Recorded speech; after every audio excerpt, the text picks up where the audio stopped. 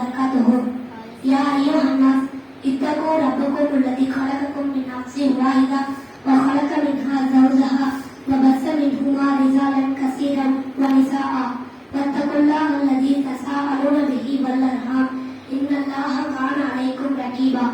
வார்த்தைகளிலே சிறந்தது அல்லாஹ்வுடைய வார்த்தை என்றும் வழிகாட்டலிலே சிறந்தது முஹம்மது நபி ஸல்லல்லாஹு அலைஹி வஸல்லம் அவர்களின் வழிகாட்டல் என்றும் காரியங்களிலே மிக மிக கெட்டது புதிதாக உருவாக்கும் பித்தத் என்றும் பித்தத் ஒவ்வொன்றும் வழிகேடு என்றும் வழிகேடு ஒவ்வொன்றும் நம்மை நாளை நரகில் சேர்க்கும் என்று நபி ஸல்லல்லாஹு அலைஹி வஸல்லம் அவர்கள் எச்சரித்ததை நானும் உங்களுக்கும் எச்சரித்தாங்க.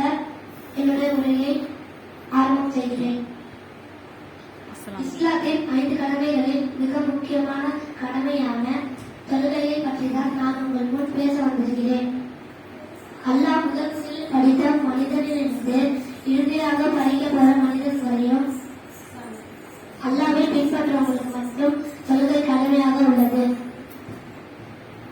அல்லாஹ் தன்னுடைய குர்ஆன்ல சொல்றான், ஜின்னையும் மனிதனையும் என்னை வணங்குவதற்காக தவிர நான் படைக்கவில்லை. ஆதாரம் 51வது அத்தியாயம் 56வது வசனம். ஆனா நம்ம என்ன பண்றோம்?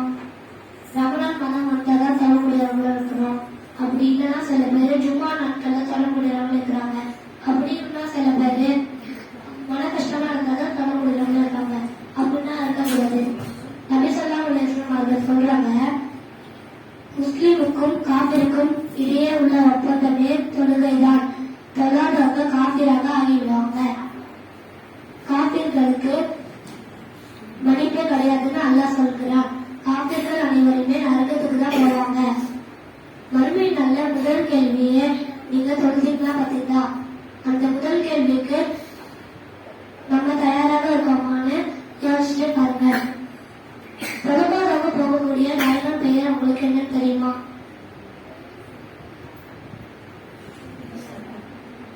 சொல்லுங்க, வேகமா சொல்லுங்க. கரெக்டு தான். மாஷா, சரியான பதில். சக்கர் என்ற நரகம். மனிதர்கள் எல்லாருமே தவறு செய்யக்கூடியவங்க தான். அப்படி அந்த தவறு அல்லாஹ் மன்னிக்கணும்னா நம்ம என்ன செய்யணும்? நபி ஸல்லல்லாஹு அலைஹி வஸல்லம் அவர்கள் சொல்றாங்க, உங்கள ஒருவரின் வீட்டு வாசல்ல ஆறு ஒன்று வருது. அதுல அவங்க டெய்லியும் 5 வேளை குளிக்கிறாங்க. அப்புறம் அவங்க உடம்புல சிறிதளவு கூட அழுக்கு இருக்குமா?